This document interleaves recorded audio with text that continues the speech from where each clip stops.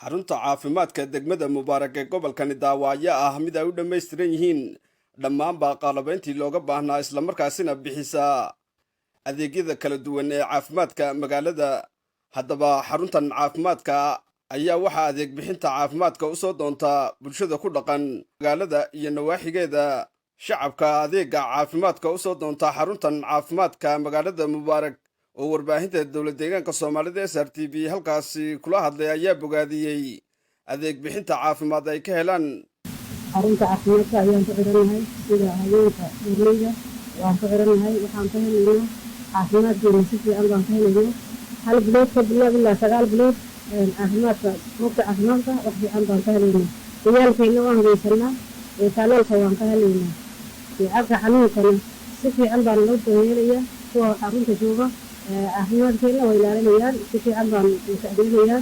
Dhinaca kale madaxa xafiiska caafimaadka degmada Mubaarak mudane Cabdiwali Bishaar oo warbaahinta SRTV ugu warramay xafiiskiisa ayaa ka warbixiyay xaaladda guud ee xarunta caafimaadka iyo weliba sidoo kale xafiiska caafimaadka guud ahaanba adeegyada caafimaad ee ku bixiyo rugaha caafimaadka iyo xarumaha caafimaadka ee ka jira degmadani.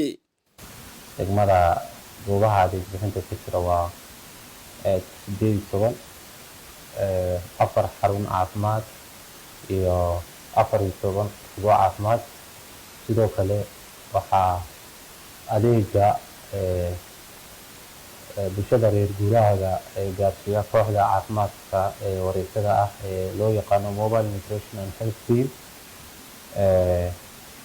kuwaasna waxa weeyaan 6 goobood ayay ka shaqeeyaan. marka guud ahaan xaaladda adeeg bixinta degmada dan gudaha hoos soo dhaco xarumaha caafimaadka mid baa sanadkan hadda ku jirno la soo gabagabeeyay xarunta caafimaadka Lugurki kaan baa shaqada hadda adeega bixinin kaana waxaa ka maqan kaliya waxa weeyaan medical equipment kadegmo ahaan anagu waxaan u diyaarinay qalabeynta furniture-ka marka xifadiyaasha waxa weeyaan waan u diyaarinay marka insha Allah xafiiska caafimaadka heer deegaan waa la xiriirnay inay sida waxa weeyaan ugu dhaqso badan ugu soo gaarsiiyaan qalabka caafimaadka marka insha Allah waxaan rajaynaynaa marka waxa weeyaan soo gaadho inaan adeega xaruntaasna waxa weeyaan functional ama bulshada waxa weeyaan u bixino.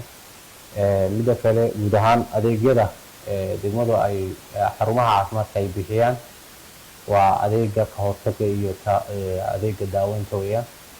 haddaan ka bilaabo adeegyada ka hortagga aan bixino haday tahay adeega waxa weeyaan caafimaadka iyo caruurta iyo hooyada caafimaadka hooyada iyo dhallaanka dhalmada iyo xanaanada adeega dhalmada kadib iyo tallaalka joogtadaba waan bixinaa. haday tahay waxa weeyaan family planning qorsheynta qoyskaba dhammaan xarumaha iyo rugaha caafimaadka way bixiyaan.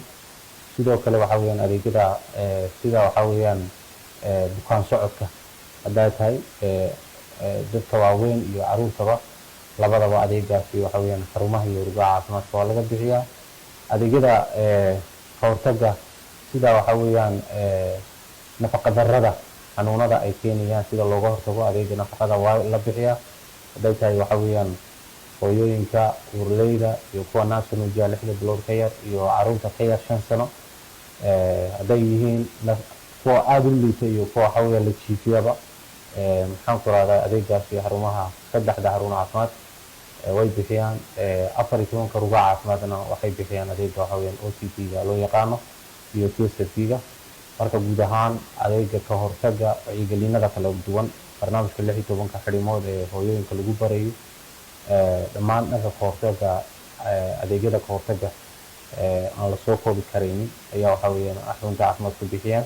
Bashiir Abbas Ali warbaahinta deegaanka Soomaalida SRTV xarunta caafimaadka degmada Mubaarak ee gobolka Daawa.